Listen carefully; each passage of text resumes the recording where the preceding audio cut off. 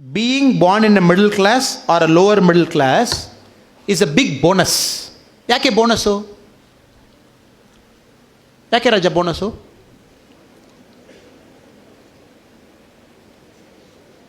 ಯಾಕೆ ಬೋನಸ್ನ ತಾವು ಕಷ್ಟಪಡಲೇಬೇಕು.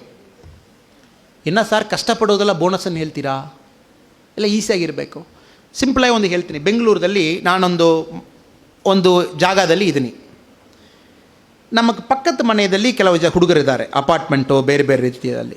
They are like upper middle class and upper class ಅಲ್ಲ.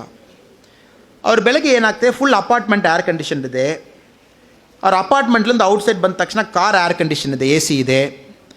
ಕಾರ್ನಲ್ಲಿ ತಗೊಂಡೋಗಿ ಸ್ಕೂಲ್ದಲ್ಲಿ ಬಿಡ್ತಾರೆ, ಸ್ಕೂಲ್ ಎ ಸಿ ಇದೆ. ಆ ಮಗುಕ್ಕೂ ಮೇಲೆ ಚರ್ಮದಲ್ಲಿ ಸನ್ಲೈಟೇ ಬೀಳಲ್ಲ. ಕರೆಕ್ಟ್? ಸನ್ಲೈಟೇ ಬಿಡಲ್ಲ. ಬಿಕಾಸ್ ಸನ್ಲೈಟ್ ಮೇಲೆ ಬೀಳಲಿಕ್ಕೆ ನಾವು ಬಿಡಲ್ಲ. ಸ್ಕೂಲ್ದಲ್ಲಿ ನಾವು ಅಪ್ಲಿಕೇಶನ್ ಫಾರ್ಮ್ ಫಿಲ್ ಮಾಡುವಾಗಲೇ ಹೇಳ್ತೀವಿ, ಎಷ್ಟು ಸರ್ ಫೀಸನು?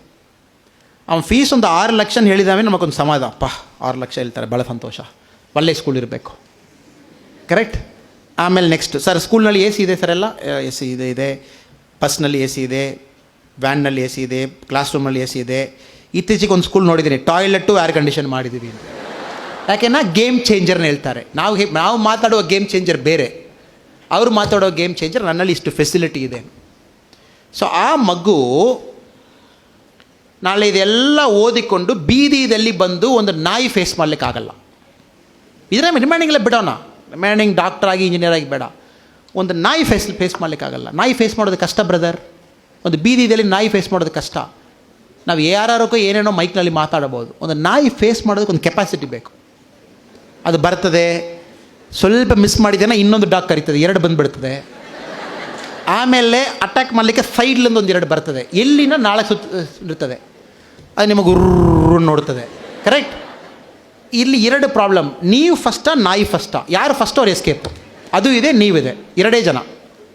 ಇದು ಯಾವ ಶಾಲೆಯಲ್ಲಿ ನಿಮಗೆ ನಾನು ಕಲಿಬೋದು? ಇದು ವ್ಯಾರ್ can I teach you how to face a dog? ಇದು ನೀವು ಲೈಫ್ನಲ್ಲಿ ಕಷ್ಟಪಟ್ಟು ಬಂದಿದ್ದೀರಲ್ವಾ, ಅದರಲ್ಲಿ ಮಾತ್ರ ಕಲಿತೀರಾ. ಯಾವ ನಾಯಿ ಜಾಸ್ತಿ ಬಗಳ್ತದೆ ಆ ನಾಯಿಗೆ ಕೆಪಾಸಿಟಿ ಇಲ್ಲ. ಬಗಳುವ ನಾಯಿ ಯಾವಾಗಲೂ ಕಚ್ಚಲ್ಲ ಅಂತ ಹೇಳ್ತಾರೆ. ಕರೆಕ್ಟ್?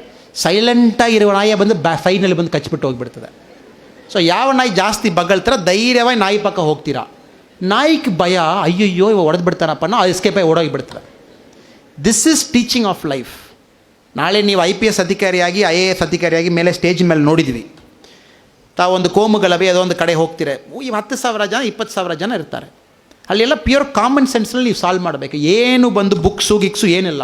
ಅಲ್ಲಿ ಓದ್ಬಿಟ್ಟು ಅಯ್ಯೋ 10,000 ಜನ ಕ್ರೌಡ್ ಇದ್ದೀರಾ, ಎಲ್ಲರೂ ಅದೇ ಥರ ಅಟೆನ್ಷನ್ನಲ್ಲಿ ಇರಬೇಕು. ಬುಕ್ಕು ಸ್ವಲ್ಪ ಓಪನ್ ಮಾಡಿ ಪೇಜ್ ನಂಬರ್ 3 ಓದಿಬಿಡ್ತೀನಿ. ಸ್ವಲ್ಪ ನನಗೆ ಕನ್ಫ್ಯೂಷನ್ ಆಯಿತು. ಬಿಕಾಸ್ ನನಗೆ ಅವ್ರ ಅಕಾಡೆಮಿದಲ್ಲಿ ಹೇಳಿಕೊಟ್ಟಿದ್ದು 1,000 ಜನ ಫೇಸ್ ಮಾಡಲಿಕ್ಕೆ ಹೇಳಿದ್ದಾರೆ, 10,000 ಜನ ಇದ್ದೀರಾ. ಕ್ಯಾನ್ ಐ ರಿಹರ್ಸ್ ಒಂದು ಸರಿ ನಾನು ರಿವೈಸ್ ಮಾಡಿ ಬರ್ಬೋದಾ? ಏನು ಮಾಡಲಿಕ್ಕಿಲ್ಲ. You have to go there and make a dish.